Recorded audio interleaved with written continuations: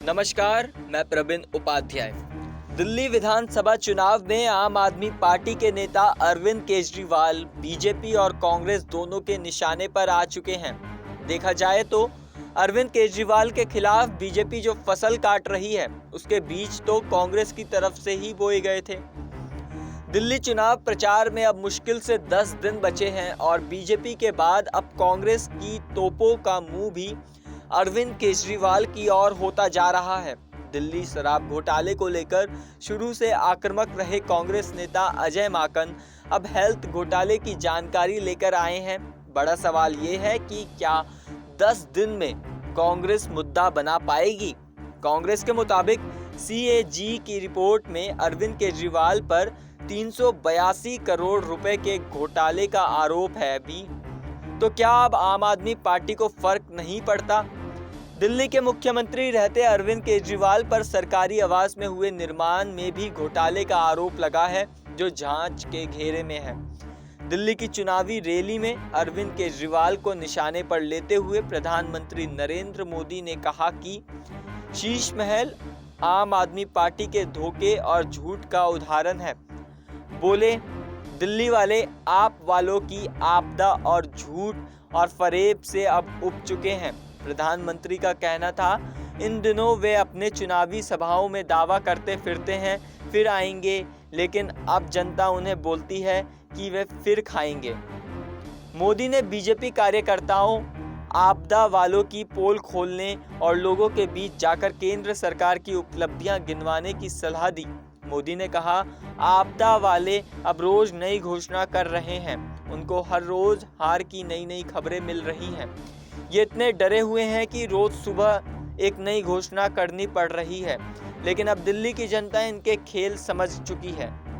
BJP कार्यकर्ताओं के साथ संवाद करते हुए मोदी ने कहा, आपदा के समर्थक और कार्यकर्ता भी आजकल मायूस हैं। वो मान चुके हैं कि ये तो कट्टर बेईमान निकले, ये लोग भ्रष्टाचार के नए रिकॉर्ड बनाते गए, लेकिन इन्हें शर्म नहीं है। मोदी अपनी पहली रैली से ही दिल्ली में आपदा की बात कर रहे हैं और उसके बाद से बीजेपी नेताओं आपदा बोलकर अरविंद केजरीवाल और आम आदमी पार्टी की सरकार को लगातार घेरे में ले रहे हैं। कांग्रेस नेताओं के भाषण में आपदा शब्द तो नहीं सुनाई देता, लेकिन लहजा मिलता जुलता ही लगता है।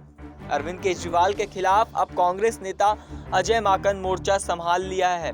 सीलमपुर की रैली में राहुल गांधी के जोरदार भाषण के बाद और तबीयत ठीक नहीं होने से सदर बाजार की रैली में नहीं पहुंच पाने के बावजूद अजय माकन हमले की धार कमजोर नहीं पड़ने देते, बल्कि जोरदार हमला बोल देते हैं।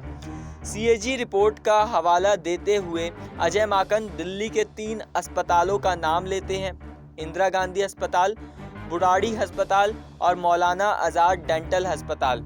अजय माकन का आरोप है कि अस्पताल पर टेंडर से बहुत ज़्यादा पैसे खर्च किए गए। प्रेस कॉन्फ्रेंस बुलाकर अजय माकन वे सारी बातें बोल देते हैं जो गांधी परिवार और दिल्ली कांग्रेस के नेताओं के मन में 2013 से भरी हुई हैं। संभव है राहुल गांधी अगर अजय माकन का भाषण सुनकर बहुत खुश हुए होंगे और उनके कांग्रेस की रैली में नहीं पहुंच पाने का मलाल नहीं रह गया होगा। अजय माकन ने याद दिलाया कि कैसे अरविंद केजरीवाल ने भ्रष्टाचार खत्म करने के बाद के वादे के साथ साथ राजनीति में दाखिला लिया था। अजय माकन कह रहे थे, आपने भ्रष्टाचार को उजागर करने और खत्म करने का दावा किया था।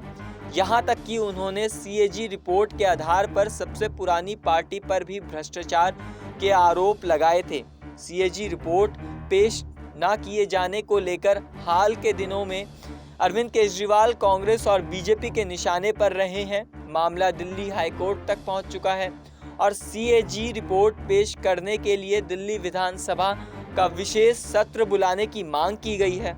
कांग्रेस नेता अजय माकन का कहना है, सिर्फ 1 या 2 नहीं बल्कि 14 CAG रिपोर्ट्स हैं।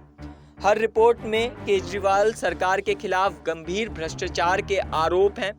उप राज्यपाल कह रहे हैं कि केजरीवाल बाधा डाल रहे हैं और केजरीवाल का कहना है कि LG बाधा डाल रहा है। और फिर अजय माकन बेहद गंभीर आरोप लगाते हैं। एक रिपोर्ट जो 14वीं है, स्वास्थ्य घोटाला के बारे में है। उस रिपोर्ट में मैंने 382 करोड़ रुपए का घोटाला पाया और देखा है जो सीधे केजरीवाल से जुड़ा हुआ है। दिल्ली के 3 अस्पतालों का नाम लेकर अजय माकन का दावा करते हैं कि सीएजी की रिपोर्ट बताती है कि 3 अस्पतालों पर टेंडर से 382.52 करोड़ रुपए अधिक खर्च किए गए। यही वजह है कि अरविंद केजरीवाल ने सीएजी रिपोर्ट को विधानसभा में पेश न होने दिया। मैं सीधा आरोप लगा रहा हूं, सीएजी रिपोर्ट को रोकने की वजह यही है। जेल भेजे जाने को लेकर अरविंद केजरीवाल भले ही प्रधानमंत्री नरेंद्र मोदी और बीजेपी की केंद्र सरकार पर हमलावर रहते हों, लेकिन दिल्ली आबकारी नीति पर सवाल सबसे पहले कांग्रेस ने ही उठाया है और दिल्ली पुलिस के पास शिकायत भी दर्ज कराई थी। पूर्व दिल्ली कांग्रेस अध्यक्ष चौधरी अनिल कुमार ने जून 2022 में करोड़ों के घोटाले का आरोप लगाते हुए दिल्ली पुलिस में शिकायत दर्ज कराई थी और आगे चलकर वही शिकायत मनीष सिसोदिया, संजय सिंह और अरविंद केजरीवाल की गिरफ्तारी का आधार बना, क्योंकि जांच उसके बाद ही आगे बढ़ी थी। इस मुद्दे पर आपकी जो भी राय है हमें कमेंट करके ज़रूर बताएं। आप देख रहे हैं नेक्स्ट 9 पॉलिटिकल बाइट।